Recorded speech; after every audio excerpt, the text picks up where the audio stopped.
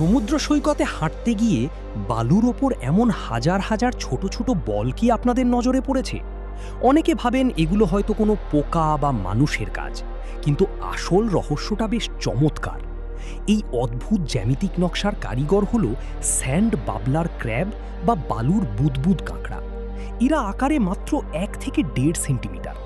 জোয়ারের জল নেমে গেলেই এরা গর্ত থেকে বেরিয়ে শুরু করে তাদের অদ্ভুত এক কর্মযজ্ঞ।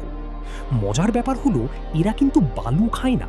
এরা ভেজা বালু মুখে নিয়ে তার ভেতর থেকে অতি ক্ষুদ্র পুষ্টিকণা ছেঁকে নেয়, আর পুষ্টি শুষে নেওয়ার পর বাকি পরিষ্কার বালুটুকুকে ছোট ছোট বল বানিয়ে সাজিয়ে রাখে।